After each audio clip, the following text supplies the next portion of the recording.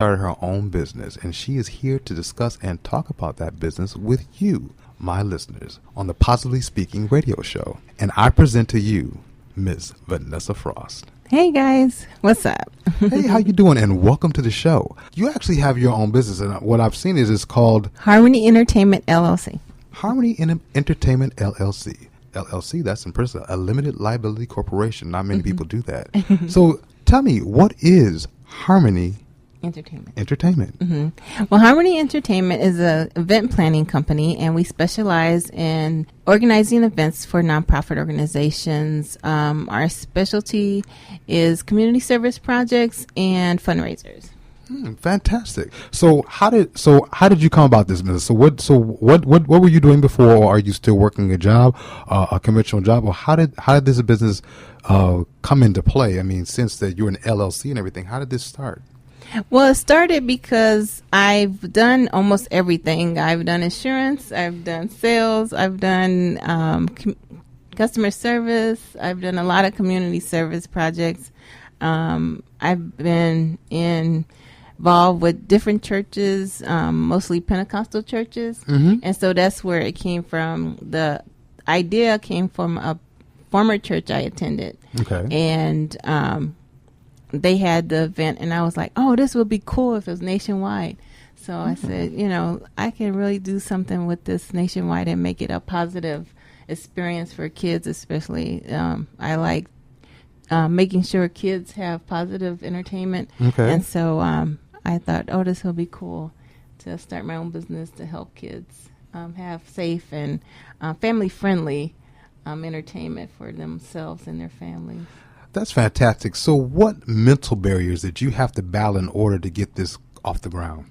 There was a lot of mental barriers because, once you start your own company, you're like, oh, man, how am I going to pay my rent? How am I going to pay my gas bill? So, I mean, you have to really just pull up your bootstraps and, suck it up a little bit. And there's, certain times where, like the Allstate commercial, you have to eat ramen noodles and peanut butter sandwiches. And so, yeah, but it feels good, not answering to a lot of different people. I mean, you have to, satisfy your customers. Of course. But when you don't, because your boss is actually your customer. Yes, exactly. But when you don't have to worry about if you want to improve something, you don't have to go through a whole board of directors or anything. You just say, okay, we're going to approve this now because I'm in charge. So so that's what I like about it.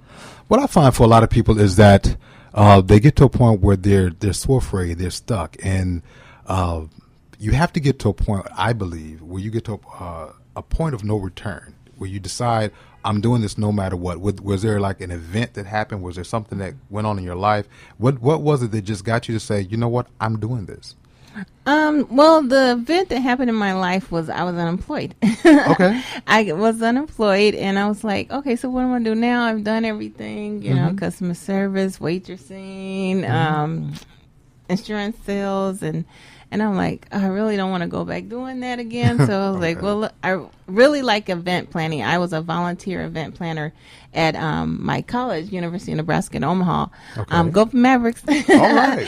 And we were, I was a co-chairperson for the special events committee for the student programming organization. And I loved it. We did spring fling events. We did job fairs. We did a lot of different events for all the students there. And I just oh, this is so much fun. And so I said, well, where do because they always say, well, do what you love and the money will come. And so I said, well, what do I love doing? I said, I love doing events. And so I said, okay, event planning is it. And now I'm doing the events for my church, and I'm loving it. All right. So what projects do you have going on currently right now? Well, currently I am working on a annual celebration. I'm trying to establish an annual celebration, and I want to make it nationwide.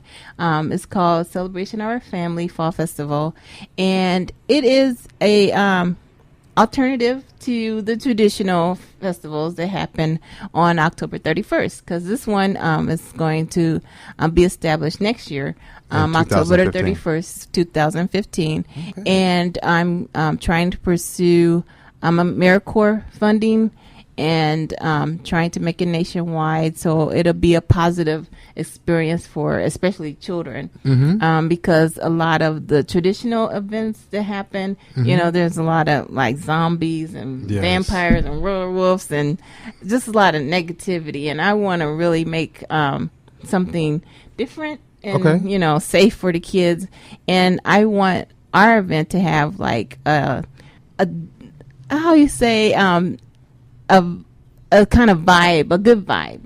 Okay. Where the kids can dress up like Bible characters, their favorite, Noah's Ark animal or something like that if they're little kids. And I just think that would be so much fun. It would be different and unique, and it would just be safe environment for the kids to have, so they won't have to be worried about, getting run over while they're trying to, walk around the neighborhood. It would be something inside, and they can, we're going to have like fun activities. We're going to have volleyball and egg and spoon relay races and arts and crafts, so they can decorate, a little pumpkin. Oh, I love get, it. Treats and things like that that they take home. And we're trying to get like souvenirs that we can put, especially in the AmeriCorps, if we get the funding, AmeriCorps names on it and things like that, and different sponsors if we have different sponsors available. And put their name on the souvenirs, and so they'll have something to take home. That's wonderful. So, what I'm getting from this is the fact that you want to do something for the children. You want something that's, first of all, safe. Yes. And you also want to provide something, a positive image for the children. So you don't want them to deal with something that's necessarily negative or an image of negativity. Or scary. And also, make it fun. And from what I understand, your business is actually located in Chicago. Yes, we are based in Chicago, the suburb of Chicago, which is Evanston. And but we really want to make this a nationwide event because I especially think that it would be beneficial for all kids of all ages. And so right now, you wouldn't be opposed of someone who would be, you never know, may want to come out and help fund you or help. Yeah, definitely, because we are trying to pursue AmeriCorps funding grant, and we're definitely asking for volunteers that have received AmeriCorps grants to help us with our applications, and we'll make sure that we're approved also. Okay. Because we really want to make this worldwide. Awesome. And so what are your plans in making your company worldwide? Is there something you already have set up already, or is something that's ongoing? We are trying to set up. Besides like our own website, we're definitely trying to set up a committee. We're asking for volunteers for a committee, a festival committee, so we can get a lot of people involved, and they can organize their, individual neighborhoods. Okay. And then I would just tell them like, well, here's a list of requirements to make it a successful event, and then they can do, put their little nuances to it.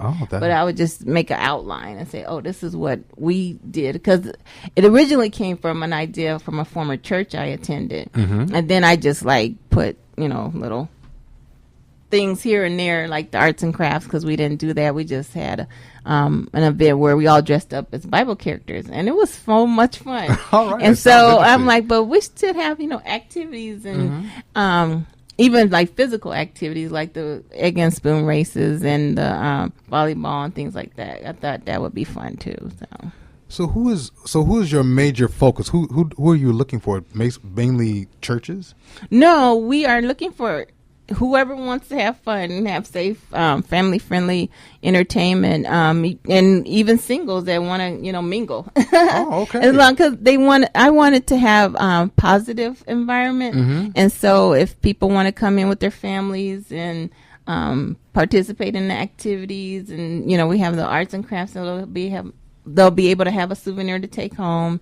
And then if they want to network, they can network with the parents or with the singles that are available. Because we're going to try to have like pool tables there and have different areas of activities. So it's not just, something for the kids. We're going to have different activities for the adults also. That sounds fantastic. So they won't be bored and be like, oh, this is for the kids again. I'm like, no, it's for everybody. But it sounds fantastic. It seems like the opposite, because most places you go to, the event is for the adults, and then you have a special room for the children, and now it's just the opposite. Yeah, it's for everybody. And it sounds like, from what I'm hearing, is that you're allowing the parents who may be single, give them an opportunity to meet one another. Singles, yeah. And so, I mean, because right now you have these different .coms. There, you know, people are lonely or whatever, they want to meet people, but also you have people who will meet people online, and it's dangerous. Yeah. And right now you're providing a safe environment not only for the children but for the adults as well, and I think that's fantastic. Oh, thank you. That is fantastic. So, is there any other project or anything else that you have going on? This is it for now.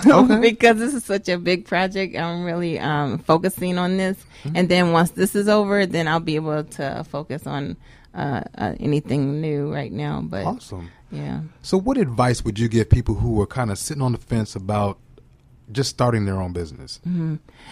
I would say do it, because a lot of people, I think, are scared. You know, they're like, well, how am I like I said, well, how am I pay my rent? How am I do it? But if you just do it part-time and build from there and try to increase your customer base, increase your marketing, and just getting more people aware of your business, because a lot of people do hobbies. Yes. And then then they say, okay, well, let's make this a business, but then they don't tell anybody. You got to tell everybody, because you never know who knows who, and so you got to tell everybody. So it will be beneficial to anybody, because you never know. Because I think a lot of people, it's what's like 6 degrees of separation. Definitely. So you have to tell everybody about it and just do it, because it's so much fun. And that's what I was going back. It's so much fun to just be able to do what you love. And definitely, because most people, like I think, are just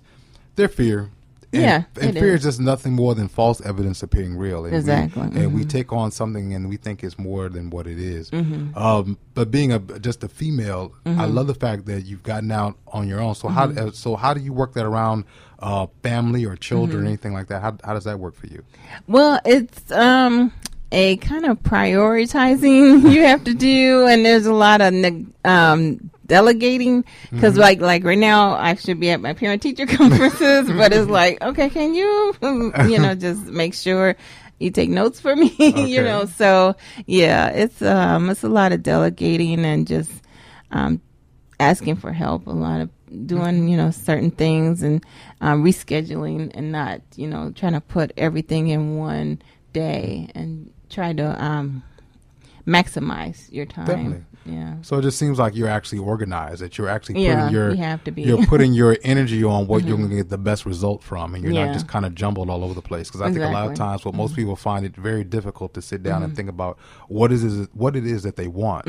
I've talked about this before. A lot of times when people when it comes down to knowing what you want, the best way to find out what you want is to list everything that you don't want, and the opposite of that is what you do want. And very many people are they find it very difficult to find their niche. Yeah. And so you found niche. So a lot of times if you just find a niche and just kind of go with your instincts and do what you love, then you're not really working a job. You're actually doing something that's very beneficial for you. Yeah, it's like a labor of love. It's a labor of love. Yeah, because I used to do it for free. And it's like, well, now I can get paid. I'm like, I mean, you had to look at companies like Ralph Lauren started just making clothes. Now First Family. Most people he made First Family. Oh, yeah, Pose.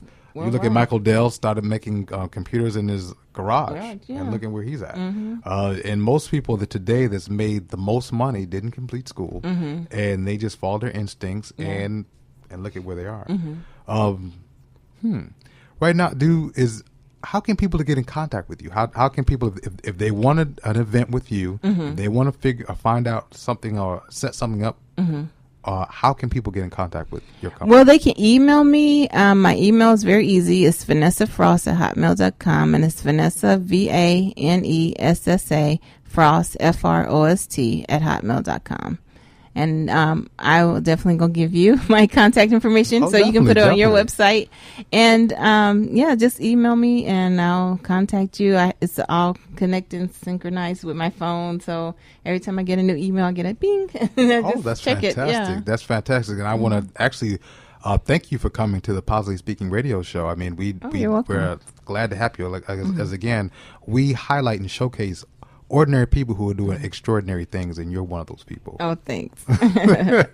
And so and with that, I just bid you good day, and I would like you to stay tuned and stay with us. WBEG and BEGradio.com, the station everyone is listening to.